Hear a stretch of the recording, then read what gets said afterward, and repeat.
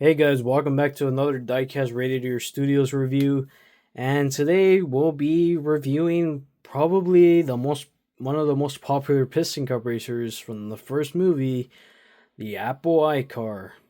Of course, also known as Matthew Overtaker. But yeah, let's just get on with this. So yeah, this guy obviously he has had an interesting history. So let's just get on with his appearance in the first movie. Obviously, he appears at the beginning of the first movie during the race when obviously the king is trying to get back to the front and he ends up passing Matthew Overtaker and obviously he lets him by. And yeah, that's his only, like, I don't know, maybe a second or two of fame that he ever had in the movie. And obviously, you're probably thinking, wasn't he also there when the big red happened? Well, according to the behind the scenes, apparently they said that they did talk about a little bit about the Apple iCar, even in the car finder. I think they did talk about it, even too, but I'm not exactly sure. But apparently, he was not actually in the big wreck because obviously they don't want to disrespect Apple and obviously, Steve Jobs, who obviously had a stake in Pixar and was one of the founders, of course. So obviously this car was to commemorate obviously Apple and Steve Jobs.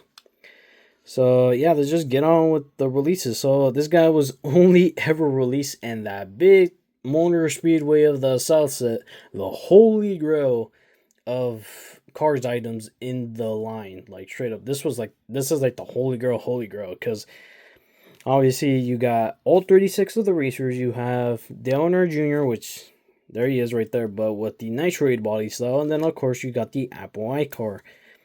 But that was the only time he was ever released. He was never re-released ever again in the main line or in any other capacity. And obviously, it's led to like factory customs and all that other type of stuff. And obviously, this isn't a legit one. This is a factory custom because you can clearly tell that the eyes aren't even as remotely good as the original one. But anyways, let's just get on with it. Yeah, this could be a pretty quick review. Anyways, so yeah, of course, yeah, you have your determined expression. You can't really even tell that much because it's like all white paint and not really anything else. You got 84 on the headlight, which are stickers, of course. And then you have the Apple logo, which obviously I'm recording on a Samsung, which is kind of weird why I'm recording a review of an Apple car if I have a Samsung, but it's whatever. Obviously, you got white Lightyear tires. Obviously, they're not painted in all the way, but it's whatever. And then the contingency sponsors are a bit weird. I will probably put a screen up of all of the contingency sponsors that he should have, but these are like some random sponsors that are just in place with it. Yeah, these factory customs aren't perfect. Obviously, 84, you got the gas cap, got 84, same thing on the other side. The Apple logo, and then of course 84, and then you have the Apple logo again, and then obviously down here it says made in China and then Mattel. Obviously, this is a fake one, this isn't a legit one, because the legit one should not have all this text and so forth. It should just say Disney Pixar China and then obviously the date code. But yeah, this is a pretty quick review. I can't really say that much about it because we don't really have anything else to talk about it. But there is an interesting story that I would actually like to tell. So obviously for years, obviously I wanted the Motor Speedway of the South. That's like my biggest goal as a cars collector, is to own that Motor Speedway of the South set. But it's so expensive. I have to like literally save up thousands of dollars just to even get them. But maybe that dream might become a reality one day. Who knows?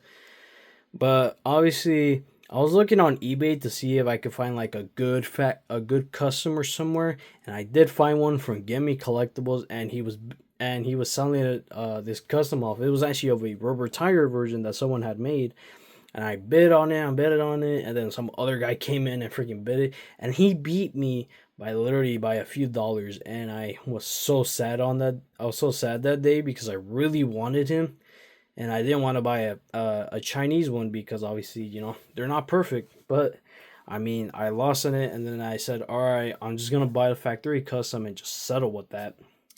Because honestly, what's the point of even of even trying to look for like a custom. I mean, I could even make this myself, but it'd take time and resources, and obviously I don't really got time as much as I did like maybe back then. But yeah, that's kind of my little story that I had with this car. But anyways, thank you guys all for watching. And actually, I forgot to mention something, as I actually did buy it of the other Apple car, which is painted black but with white decals this time.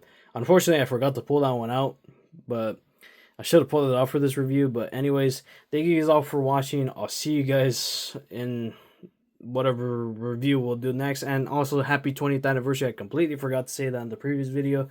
But I'll see you guys then. Bye.